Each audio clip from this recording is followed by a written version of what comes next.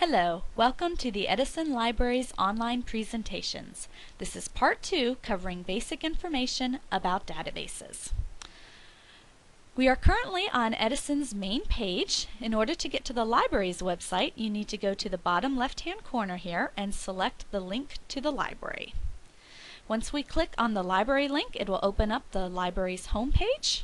And in order to get to our databases, you want to scroll down to the middle of the page where you'll see the first link in blue here with white writing is databases. So we'll select there, and that will bring up the Edison Library's database webpage. Alright, the first thing you need to know about databases is what exactly is a database. A database is just a very large collection of articles. It's literally thousands, if not millions or billions of articles all in one place, so it's easy to search and easy to find the articles that are relevant to you. They can be articles coming from magazines, newspapers, journals, serials, and periodicals. So if you ever have an assignment where the professor tells you that you need to find a research article or a journal article or a newspaper, the first thing that you should think about is going to the library's website in order to find a database to use. Now that you know what a database is, the next thing I want to show you is our first two links on the page here where it says databases listed by subject and also databases listed by name. You actually have access to over 100 different databases.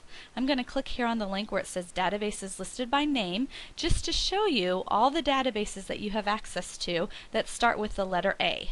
Basically, there is a database for almost any subject you can give me. For instance, if you look down here where it says Agricola, you can see that there's a database that exists that just contains articles that have something to do with agriculture. And then I'll scroll down this list a little bit so you can just get an idea of the large number and the variety of databases that are available to you. You can see there's databases about history, about English, about drama, poetry, images, architectural, and a very large number of databases that contain art information. Alright, the next thing I want to make sure you are aware of is the link right here at the top where it says databases listed by subject. Since there are such a large number of databases that you have access to, we don't want you to have to look through all 170 databases that you have access to trying to guess which one is best for you to use. What we have available here is a list of subjects, and you can see that, for instance, if you're a nursing major here at Edison, you can click on the nursing link right here, and then we have listed for you the two nursing databases that you have available to you as an Edison student. The first is the CINAHL database, and then the next is the HealthSource Nursing Academic Edition database. And so these are just, once again, databases that contain a very large number of articles having to do with nursing. Alright, now let me go back to the library's database page again. And now that I've shared with you what a database is and then also the large number of databases that you have available to you, I want to show you this section right here. What we have done is the librarians here at Edison have selected a list of databases that we feel are most useful for our students here at Edison. It includes Academic Search, Business Source, Facts on File, LexisNexis, Opposing Viewpoints, and SIRS Researcher. You'll notice most of these options have two different links. As you can see for Academic Search, it's Academic Search on campus and then Academic Search off campus. All that is wherever you happen to be at the time determines which link you click. So if you are actually at Edison or on the Greenville campus, you will click the on-campus option and it'll take you right to that database. However, if you are accessing the databases from a home computer or from a laptop at Panera, you will click the off-campus option, and then before you get to the database you have to go through an authentication process proving that you are an actual Edison student before you get access to the database. So you'll have to select Edison as your school, type in your name and your library card number, and then you will go to the database.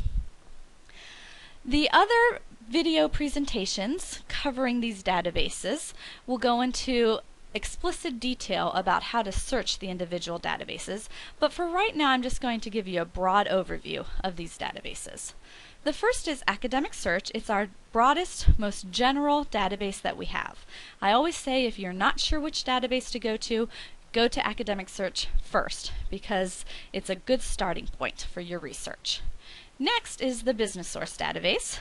If you're trying to find information having to do with business or companies, this is the place you will want to go. Then you have facts on file. Facts on file is the best database to go to when you're trying to find information about current events. So if your topic is being reported on CNN or NPR, Facts on File would be a great place to go to find additional information about your topic. Also, Facts on File goes all the way back to 1940. Most of the other databases just go back to 1980s or 1990s because that's when information first started to become digitalized. Then you have LexisNexis. LexisNexis is the best place to go for business and legal information. The other important part of LexisNexis is it has articles from all over the world. So if you're wanting to read an article from an Australian newspaper, you can do that in LexisNexis. And then Opposing Viewpoints and SIRS Researcher are two databases that you can use when you're writing a topic that I like to refer to as a hot topic. These are topics that a lot of college students decide to write research papers on, such as abortion, capital punishment, smoking bans, global warming, or animal rights. That concludes the basic introduction to databases.